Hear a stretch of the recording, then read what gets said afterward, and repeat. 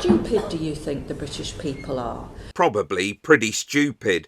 This is Jeremy Hunt at a select committee meeting being questioned over his mini budget.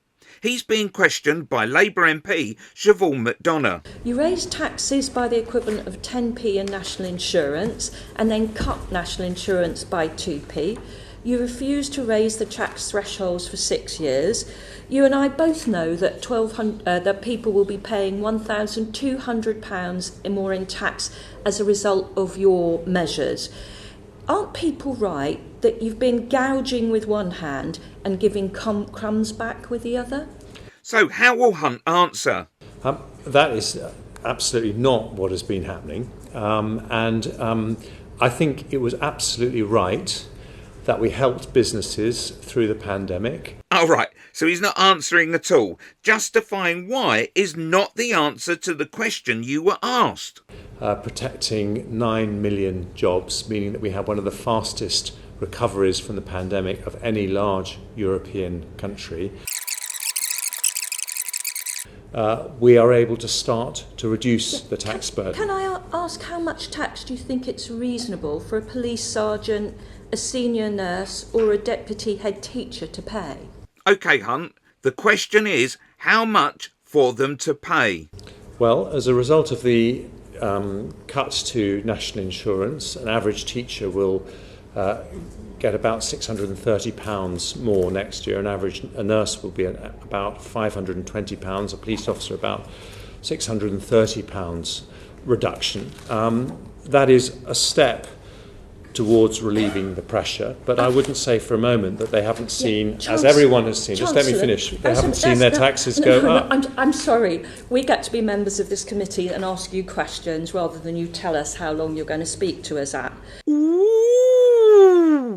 After the government tax measures, 182,765 nurses, 141,827 teachers and 60,680 police officers will fall into the 40% tax bracket.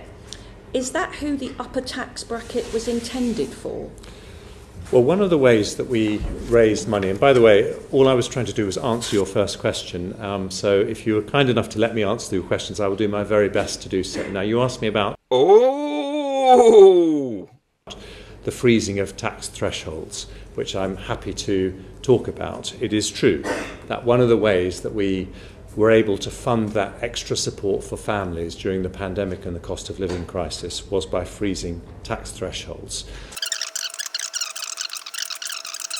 Means that we will increase investment in the economy over the next 5 years. Well, let me finish. By the 14. People you intended to go into the upper tax rate. How do we pay? So the question was, are teachers, police officers, nurses intended to go into the upper tax rate? For schools, how do we pay for hospitals? We pay for it through the wealth generated by the economy. Now, what the OBR said is that the full expensing measure will increase investment by about £14 billion over the next 5 years, which means more growth, more tax revenues, more money for schools and hospitals. So no answer there. Now listen to this.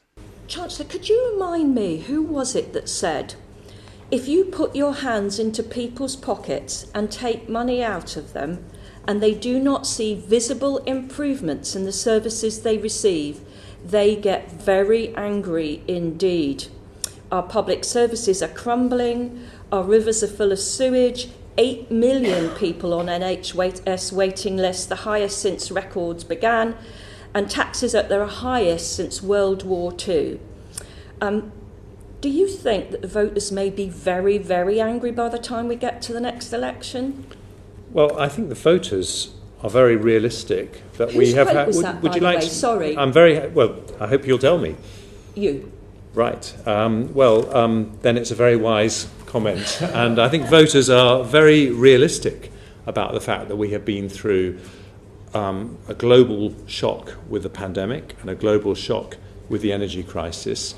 This is where this sort of rhetoric from a Tory never works because, for example, take the pandemic. There was an urgency to show that we'd moved past it once a vaccine had been developed. Get back to normal, sweep it under the carpet as if it had never happened.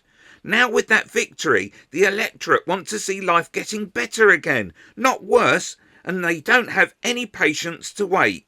And they want to see improvements in public services. And that's why they welcome the fact that, for example, since 2010, crime has halved, excluding computer crime and fraud, which weren't measured in 2010. But do you believe any of this next statement?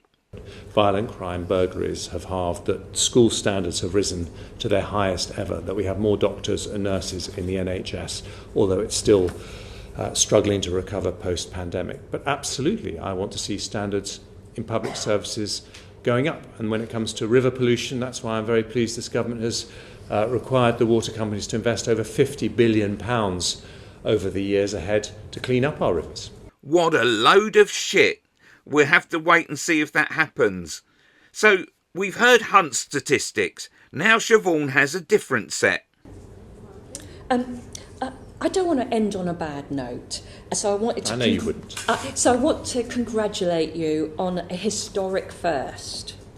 The first Parliament ever since records began where household disposable incomes actually fall. Living standards will fall by 3.1% between December 2019 and January 2025. Households on average will be £1,900 poorer at the end of this Parliament than at its start. Do you think that's a proud record? Well, what everyone knows is that there are reasons why not just the UK but the whole world is seeing that pressure on living standards because of the exceptional events that we had with the pandemic and the energy crisis. But I would just point you to the fact that a year ago the OBR said that living standards were going to fall by 3.7%, and they've actually gone up by 2.5%. So under good Conservative economic management, things turn out better. I don't think that's how people are feeling. Thank you, Siobhan. Click here for another report on the mini budget.